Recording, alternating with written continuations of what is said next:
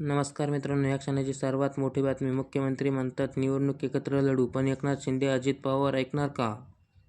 काय बातमी आहे सविस्तर जाणून घेण्यासाठी सबस्क्राईब करा एस टी न्यूज.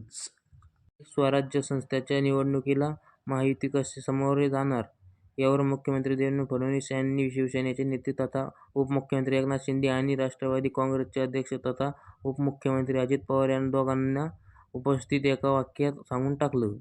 स्थानिक स्वराज्य संस्था निवडणुकीला महायुतीच्या एकमेकांच्या मताने सामोरे जाईल, परंतु एखाद्या ठिकाणी वेगवेगळे निर्णय घेऊन लढावे लागेल, असे स्पष्ट करण्यात विसरले नाहीत.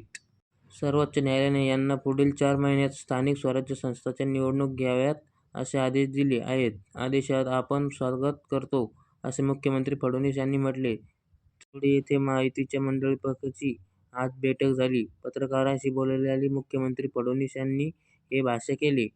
स्थानिक स्वराज्य संस्था निवडणुकांचा 4 महिन्यात घेण्याचा आदेश दिला आहे.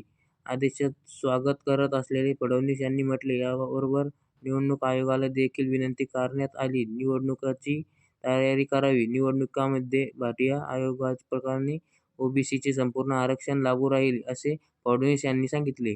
अहिल्यादेवी होळकर यांच्या जयंतीच्या पार्श्वभूमीवर चौदा मंडळींची बैठक झाली. अशाच पद्धतीने राज्यात मंत्रिमंडळ बैठक घेणार आहेत का, यावरून मुख्यमंत्री देवेंद्र फडणवीस यांनी मुंबईत नियमित बैठका होतील, परंतु अहिल्यादेवी यांच्या त्रिस्तंभी जयंतीचे पर्व आहे. त्यामुळे हा योग साधून ही राज्य मंत्रिमंडळाची बैठक घेतली. तसंच पुढे काय योग्य आल्यास अशाच बैठका घेण्याचा प्रयास करू, असे मुख्यमंत्री देवेंद्र फडणवीस यांनी सांगितले.